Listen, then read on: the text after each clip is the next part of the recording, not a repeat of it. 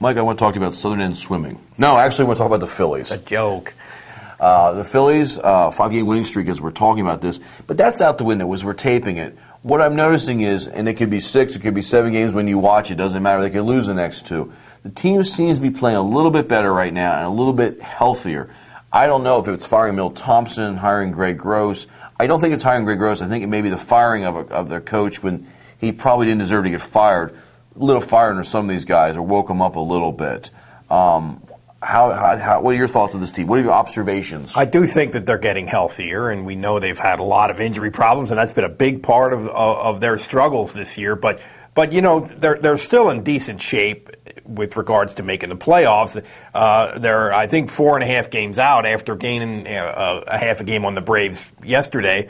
They passed Colorado over the weekend in the wild card race, and they're in decent shape in the wild card race. So I still think, as bad as everything has gone, and as much as it has felt like, I've heard so many people say, I've actually thought myself, well, this is just not their year. They're just having one of those. Right. As much as it has felt like that to this point, they still, if they can play the way, if they can be themselves from here on out, they're going to make the playoffs.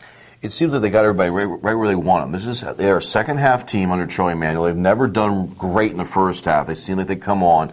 And they've been worse shaped in other years. A couple of years ago against the Mets, they were, 5, 6 games far back? Worse, yeah. And the Braves look vulnerable right now from what I just watched them against the Marlins play. Now, they were talking before, and I didn't think they should be buyers in the market, but now when you're only 4.5 games out, the idea, I think, a little bit outside the box is maybe you do still trade Jason Worth, but you trade him to a good team to get prospects back that you can then use to trade to get yourself a solid pitcher and maybe a middle infielder in here. I'd love to see maybe a Ty Whittington or a Miguel Tejada come in here, and maybe he's still available, Roy Oswalt. Well, maybe I'm thinking too much. I mean, I understand what you're saying. The trade for prospects that you can use to make another trade, that makes perfect sense. I think that they are probably less than a month away from having Utley back, so I don't want to do Miguel Tejada or an infielder, but Roy Oswalt I would want to do if I was the Phillies.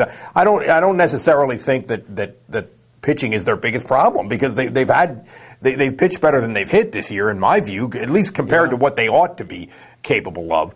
But Oswalt is a guy who I think he's on the cusp of his last big contract, and he wants to win. He wants to, and he certainly is a top shelf guy, and so I don't know what the details are, but if they can make that happen, and remember that you've got this Dominic Brown in your back pocket, a AAA outfielder who really is ready to be a major leaguer as far as I can see.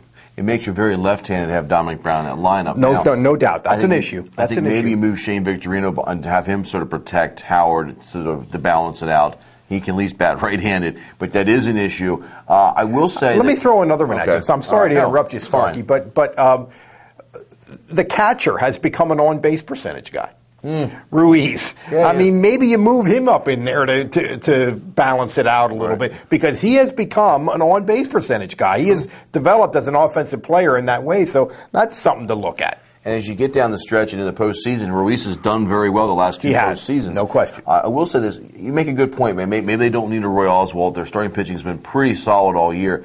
They do need somebody in that bullpen. And Lidge has gotten 2 saves recently, but he's kept us sweating. Reminds me a lot of Mitch Williams out there, sort of doing his rendition of the Wild thing on the mound. But no matter what we think about the closer myth, as I consider it to be a myth, the Phillies have clearly bought into it, as most everybody else in baseball has. So Lidge is going to be the guy, and I don't think he's been bad enough that they need to plunder their resources to get another closer.